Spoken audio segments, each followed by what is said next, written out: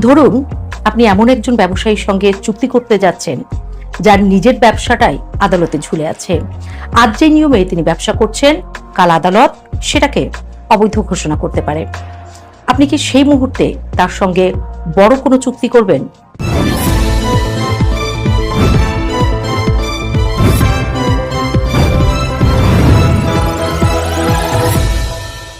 বাংলাদেশ ঠিক এমন এক বাস্তবতার মধ্যেই যুক্তরাষ্ট্রের সঙ্গে বাণিজ্য চুক্তি করেছে। ঘটনাটা শুরু হয় যুক্তরাষ্ট্রের বর্তমান প্রেসিডেন্ট ডোনাল্ড ট্রাম্পের আগ্রাসী বাণিজ্য নীতিকে ঘিরে। ট্রাম্প প্রশাসন বিশ্বজুড়ে শুল্ক বাড়িয়ে এক ধরনের অর্থনৈতিক চাপ তৈরি করেছিল। চুক্তি ছিল মার্কিন শিল্পকে রক্ষা করতে হবে, আমদানি কমাতে হবে এবং অন্য দেশগুলোর সঙ্গে কঠিন দর কষাকষি করতে হবে। কিন্তু 29 আগস্ট যুক্তরাষ্ট্রের একটি ফেডারেল আপিল আদালত রায় দিল এই বৈশ্বিক শুল্কের বড় অংশই অবৈধ। অর্থাৎ যে আইনের দোহাই দিয়ে শুল্ক বসানো হয়েছিল সেই আইনে প্রেসিডেন্টের আসলে এত ক্ষমতাই নেই। এক কথায় বললে ট্রাম্পের শুল্ক নীতি আইনি ভিত্তিতেই কি খারিজ হয়ে গেল? এখানেই প্রশ্ন শুরু, কারণ এই রায়ের পর থেকেই পরিষ্কার হয়ে গিয়েছিল মার্কিন শুল্ক নীতি আইনি অনিশ্চয়তার মধ্যে পড়ছে। বিষয়টি শেষ পর্যন্ত যায় আমেরিকার সর্বোচ্চ আদালতে। সেই মামলার রায় না হওয়া পর্যন্ত বিশ্বজুড়ে অনেক দেশ অপেক্ষার কৌশল নিয়েছিল। কিন্তু বাংলাদেশ কি করেছে? বাংলাদেশ তখনও যুক্তরাষ্ট্রের সঙ্গে বাণিজ্য চুক্তির আলোচনা চালিয়ে যাচ্ছিল, কারণ নির্বাচন ছিল সামনে, চুক্তি হওয়া চাই দ্রুত। সবচেয়ে নাটকীয় অংশটা ঘটে ঠিক এখানে। বাংলাদেশের নির্বাচনের মাত্র 3 দিন আগে 9 ফেব্রুয়ারি এই বাণিজ্য চুক্তি সই হয়। তারপর কি হলো? মাত্র 10 দিন পর 20 ফেব্রুয়ারি মার্কিন সুপ্রিম কোর্ট সেই শুল্ক নীতিকে অবৈধ ঘোষণা করে দেয়। মানে যেই ভিত্তির উপর দাঁড়িয়ে পুরো চুক্তি করা হয়েছিল সেই ভিত্তিটাই ভেঙে পড়ল। এখানে প্রশ্ন উঠতেই পারে, বাংলাদেশ কি তাড়াহুড়া করেছে? দক্ষিণ এশিয়ার অন্য অনেক দেশ তখন অপেক্ষা করছিল। তারা দেখছিল আদালতের রায় কি হয়, যুক্তরাষ্ট্রের নীতি কোথায় গিয়ে দাঁড়ায়। কিন্তু বাংলাদেশ দ্রুত চুক্তি করে ফেলল। তৎকালীন অন্তর্বর্তীকালীন সরকারের প্রধান উপদেষ্টা ডক্টর মোহাম্মদ ইউনূস এটাকে বড় সাফল্য হিসেবে তুলে ধরেছিলেন গণমাধ্যমে। কিন্তু সমালোচকরা বলছেন সাফল্যের মানদণ্ডটা আসলে কি? প্রথমে যুক্তরাষ্ট্র বাংলাদেশের পণ্যের উপর 37% শুল্ক ধার্য করেছিল। তারপর দর কষাকষির মাধ্যমে সেটি কমে 20% হয়, পরে 19% নামানো হয়। ভালো শোনালেও ভেতরের গল্পটা একটু জটিল। আমেরিকা এত সহজে কিছু দেওয়ার পাত্র নয়।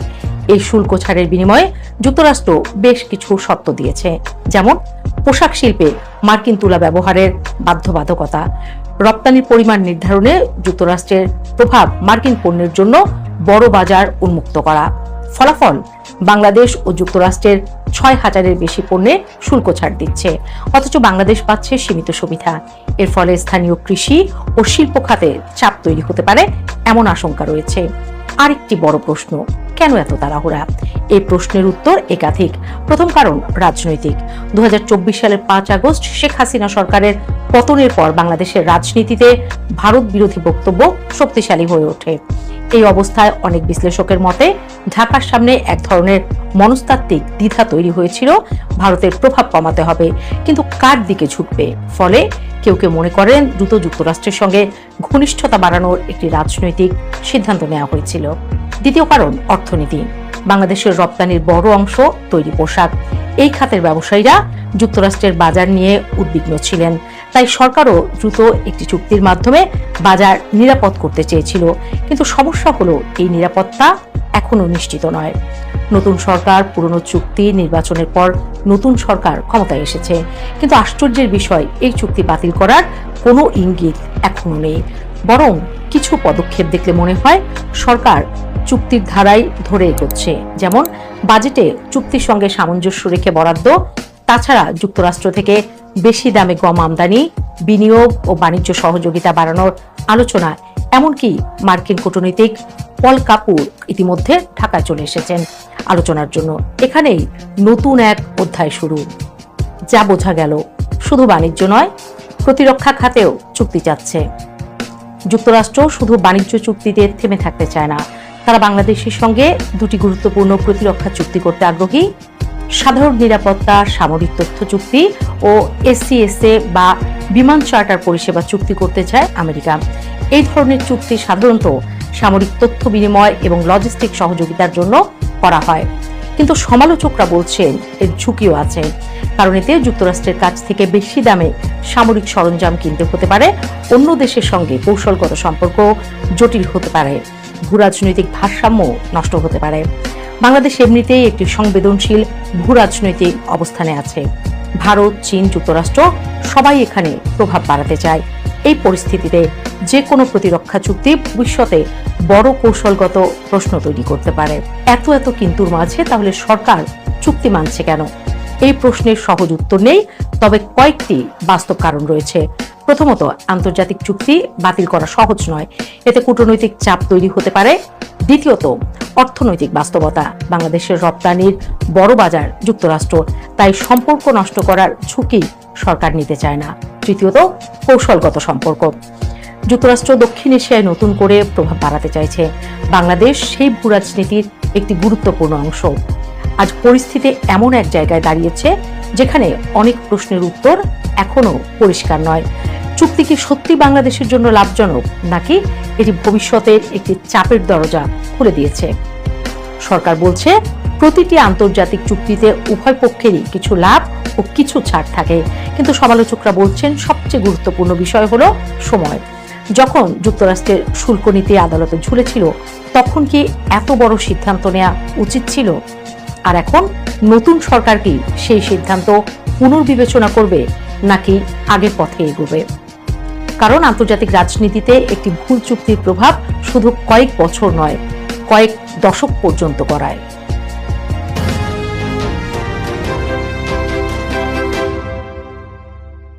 দক্ষিণ এশিয়ার প্রায় একই বৈশিষ্ট্যের দুটি দেশ, অনেকটা একই ধরনের আন্দোলনের মুখে সরকার পতনের দৃশ্য। তবে তারপর দুটি দেশের দৃশ্যপট যেন দুটি দিকে গেল বেঁকে। একটি দেশে আন্দোলনের প্রধান শক্তি জাতীয় নির্বাচনে প্রায় অস্তিত্বহীন, আর আরেকটিতে সংখ্যাগরিষ্ঠতা পেয়ে নতুন সরকার গঠনের পথে। দর্শক, বলছি বাংলাদেশ এবং নেপালের কথা। দুটি দেশই জেনজিদের নেতৃত্বে আন্দোলনের মুখে সরকার পতন হলেও পরবর্তী সময়ে কেন এতটা ভিন্ন চিত্র, তা নিয়ে শুরু হয়েছে নানামুখী বিশ্লেষণ। বিশ্লেষকরা বলছেন, বাংলাদেশে আওয়ামী লীগ সরকার পতনের পর রাতারাতি কিংস পার্টি গড়ে অন্তর্বর্তী সরকারের অংশ হয়ে যাওয়ার খেসারত দিচ্ছে জেনজিদের নেতারা। দুর্নীতি, মব সন্ত্রাস আর ক্ষমতার অপব্যবহারের বিস্তর অভিযোগে মাত্র 18 মাসেই তারা নায়ক থেকে পরিণত হয়েছেন ভিলেনে। নেপালে যখন জেনজিদের সমর্থিত দল স্বাভাবিক নির্বাচনের মাধ্যমে ক্ষমতার দুয়ারে, বাংলাদেশে তখন শুরু হয়েছে আন্দোলনের নেতাদের বিরুদ্ধে দুর্নীতির অনুসন্ধান। তাদের লালন পালন করা অন্তর্বর্তী সরকার উপদেষ্টাদের ফাইলও তলব করছে দুর্নীতি দমন কমিশন। বাংলাদেশের জেনজি নেতৃত্বের করুণ এই পরিণতির দায় কেবল তাদের নয়, বরং অন্তর্বর্তী সরকারের ক্ষমতা দীর্ঘায়িত করার খেসারতও তাদের দিতে হচ্ছে। 1.5 বছরে প্রধান উপদেষ্টার বিভিন্ন বক্তব্য এবং কর্মকাণ্ডে বাংলাদেশের জুলাই আন্দোলনের উদ্দেশ্য নিয়ে বহু প্রশ্ন উঠেছে। মেটিকুলাস ডিজাইনে আন্দোলন করার দাবি খোদ ডক্টর মোহাম্মদ ইউনূসের কণ্ঠে উচ্চারিত হয়েছিল।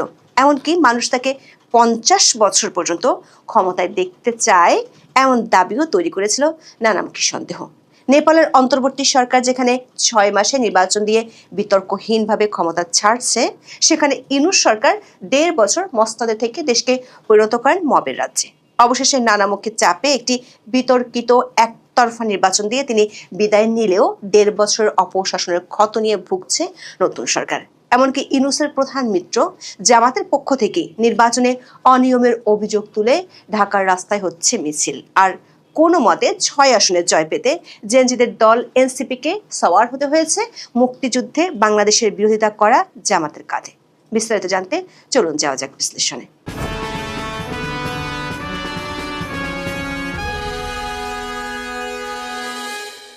সরকারি চাকরিতে কোটা বিরোধিতার নামে 2024 সালের জুলাইয়ে বাংলাদেশে শুরু হয় শেখ হাসিনা সরকারের বিরুদ্ধে আন্দোলন।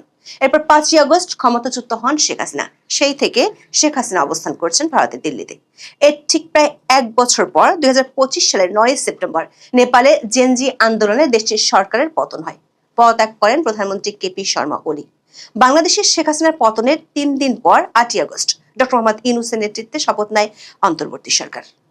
এই সরকারের শুরুতেই 2 ছাত্র প্রতিনিধি হিসেবে উপদেষ্টা হিসেবে যোগ দেন নাহিদ ইসলাম এবং আসিফ মাহমুদ সজীব ভুঁইয়া। আর মাহফুজ আলম শুরুতে প্রধান উপদেষ্টার বিশেষ সহকারীর দায়িত্ব পেলেও পরে হন পূর্ণ উপদেষ্টা। অর্থাৎ আন্দোলনকারী জেনজিদের সরাসরি অংশগ্রহণই যাত্রা শুরু করে অন্তর্বর্তী সরকার। আর সেখান থেকেই শুরু জেনজি নেতৃত্বের পতন। কয়েকদিনের মধ্যে পরিষ্কার হয়ে ওঠে দেশের মালিক বনে গেছেন জুলাই আন্দোলনকারীরা।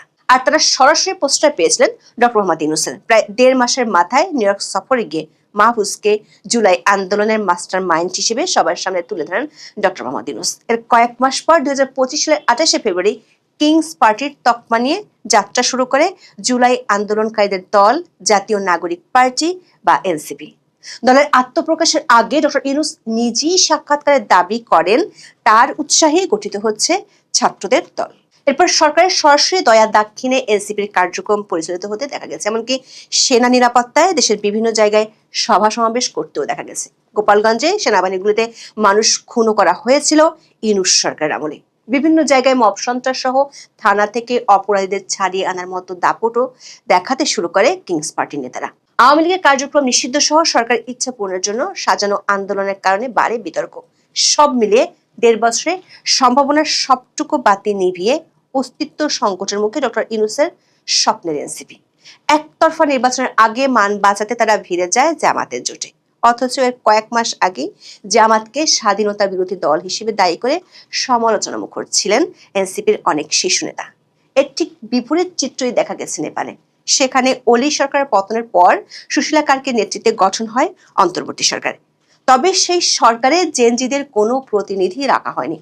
পুরোপুরি একটি নিরপেক্ষ ভূমিকা নিয়ে 6 মাসের মধ্যে নির্বাচনের ঘোষণা দেন সুশীলা। কথিত সংস্কার কিংবা দল নিষিদ্ধের মতো অগণতান্ত্রিক কোনো পথেই হাঁটেনি দেশের অন্তর্বর্তী সরকার। উল্টো ওলির পতন আন্দোলনের সময়কার বিভিন্ন ফৌজদারি অপরাধের বিচারের উদ্যোগ নিয়েছে নেপাল। অন্তর্বর্তী সরকারের কঠোর অবস্থানের কারণে সেখানে দেখা যায়নি মবের ত্রাস। প্রধানমন্ত্রী সুশীলা উল্টো ঘোষণা দেন নেপালকে তিনি কোনোভাবেই বাংলাদেশের পথে হাঁটতে দেবেন না। সরকারের উপর রাজনৈতিক দল ও তরুণ প্রজন্মের চাপের বিরুদ্ধে কঠোর অবস্থান নিতেও দেখা গেছে সুশীলাকে। বিশ্লেষকেরা বলছেন সরকার পতন ঘটনার পর নেপালের আন্দোলনকারীরা ক্ষমতার অপব্যবহার না করার কারণে তাদের জনপ্রিয়তায় ভাটা পড়েনি। বাংলাদেশ এবং নেপাল দুদেশই গণ অভ্যুত্থানের ধরনে অনেক মিল ছিল, প্রত্যাশাও ছিল কাছাকাছি। তবে নেপালের জেনজিরা তাদের কর্মকাণ্ড নিয়ন্ত্রণে রাখায় নির্বাচনের শেষ পর্যন্ত সাফল্য পেয়েছে। আর বাংলাদেশে কিংস পার্টির তকমা নিয়ে ভরাডুবি হয়েছে এনসিপির।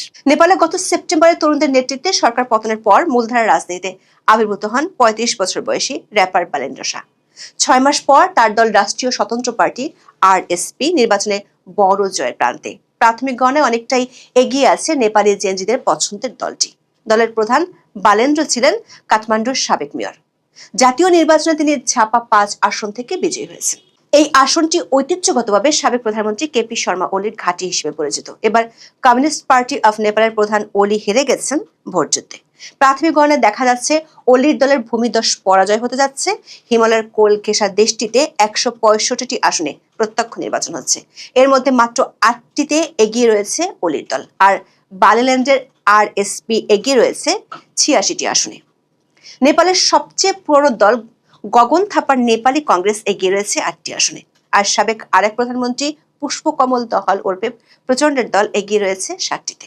নেপালে গত 3 দশকে Communist Party of Nepal, Nepali Congress ও নেপালি কমিউনিস্ট পার্টির মধ্যে ক্ষমতার পালাবদল দেখা গেছে। তবে এবার তাতে ছেদ ঘটিয়ে ক্ষমতায় আসছেন তরুণদের সমর্থিত বালেন্দ্র। দল গঠনের মাত্র অল্প দিনের মধ্যেই ক্ষমতায় বসে যাচ্ছে রাষ্ট্রীয় স্বতন্ত্র পার্টি আরএসপি। বালেন্দ্র নির্বাচনী প্রচারের সময়ও বিশাল জনসমাগম দেখা গিয়েছিল। সামাজিক যোগাযোগ মাধ্যম এবং সরাসরি জনসংযোগের মাধ্যমে তিনি পরিবর্তনকামী তরুণ ভোটারদের আকৃষ্ট করতে সক্ষম হয়েছিলেন। অথচ বাংলাদেশে 1.5 বছরের তালবাহানা ও নাটকীয়তা শেষে একতরফা নির্বাচন করেও জুলাই আন্দোলনকারীদের দলের ভরাডুবি হয়েছে। জামাতের কাঁধে চড়ার পরও মাত্র 6টি আসনে জয় পায় এনসিপি। এসব আসনে ব্যাপক কারচুপির অভিযোগ তুলছেন প্রতিপক্ষ প্রার্থীরা। ত্রয়োদশ জাতীয় সংসদ নির্বাচনে বিজয়ী প্রার্থীরা হলেন নাহিদ ইসলাম, আক্তার হোসেন, হাসনাত আব্দুল্লাহ, আব্দুল হানান মাসুদ, আব্দুল্লাল আমিন ও আতিকুর রহমান মুজাহিদ। বাংলাদেশে 12 ফেব্রুয়ারি নির্বাচনে 2/3 বেশি সংখ্যাগরিষ্ঠতা পেয়েছে বিএনপি। আওয়ামী লীগকে ভোটের বাইরে রাখার পরেও এনসিপির ভরাডুবি এবং বিএনপির বিপুল জয় প্রমাণ হয়েছে মানুষ এখনো পুরনো নেতৃত্ব এবং দলের উপরে আস্থা রাখছে। এর জন্য 1.5 বছরে জুলাই আন্দোলনের নেতাদের কর্মকাণ্ড এবং তাদের পৃষ্ঠপোষক ইউনূস সরকারের চরম ব্যর্থতাকে দায়ী করছেন অনেকে। এনসিপির মতো দলের পক্ষে যে দেশের সত্যিকারের পরিবর্তন অসম্ভব তাও প্রমাণ হয়েছে 1.5 বছরে। এর ঠিক উল্টো চিত্র নেপালে। পুরনো দলগুলোর পরিবর্তে নতুন নেতৃত্বই হয়ে উঠেছে আস্থার প্রতীক। বিশ্লেষকদের মতে নির্বাচনের প্রাথমিক ফল ইঙ্গিত দিচ্ছে সেখানে প্রচলিত রাজনৈতিক দলগুলোর প্রতি জনগণের অসন্তোষ বাড়ছে। আর এই কারণে গণ অভ্যুত্থানে অংশ নেওয়ার শক্তি কি সমর্থন জানিয়েছেন সাধারণ ভোটাররা। দর্শক, গত বছর অক্টোবরে সই হয় জুলাই সনদ। সেদিন ডক্টর মোহাম্মদ ইউনূস বলেছেন, জুলাই সনদের স্বাক্ষরের দিনটি শুধু জাতির জন্য নয়, সারা পৃথিবীর জন্য এটা বড় রকমের উদাহরণ হয়ে থাকবে। বহু জায়গায় এটা পাঠ্যপুস্তকে থাকবে, ক্লাসরুমে আলোচনা হবে, বিভিন্ন দেশের রাজনীতিবিদদের মধ্যে আলোচনা হবে। তারা চেষ্টা করে দেখবে তাদের দেশে এমন কিছু করা সম্ভব কিনা। তবে বাস্তবতা হলো, বিশ্ব তো দূরের কথা, বাংলাদেশি ডক্টর ইউনূসের শাসনামল এখন আতঙ্কের নাম। তিনি যেদিন এই ভাষণ দিয়েছিলেন তার কিছুদিনের মধ্যেই নেপালের প্রধানমন্ত্রী সুশীলা কার্কি পরিষ্কার জানিয়ে দেন তারা নেপালকে বাংলাদেশের মতো হতে দেবেন না। এবার নির্বাচনে দেখা গেল একই চিত্র। বাংলাদেশের যেখানে তরুণদের দরের ভরাডুবি, সেখানে নেপালে উঠছে জেনজিদের বিজয় কীর্তন। নেপালের নির্বাচন দেখিয়ে দিল গণ অসন্তোষ থাকাই যথেষ্ট নয়, তাকে সংগঠন, কার্যকর কৌশল এবং বিশ্বাসযোগ্য নেতৃত্বের মাধ্যমে ভোটের রাজনীতিতে রূপ দিতে পারলেই কেবল প্রকৃত পরিবর্তন সম্ভব। কোনো দলকে রাজনীতি থেকে দূরে রেখে নয়, বরং জনগণের আস্থা অর্জনের দিকে যে বেশি নজর দিতে হয় সেটি দেখা গেল নেপালের নির্বাচনে। দক্ষিণ এশিয়ার অন্যান্য দেশের মতো বাংলাদেশের জন্য এটি সম্ভবত সবচেয়ে বড় বার্তা। এখন এ পর্যন্ত। সবাই ভালো থাকুন, সুস্থ থাকুন, নিরাপদে থাকুন। দেখা হবে আগামী পর্বে।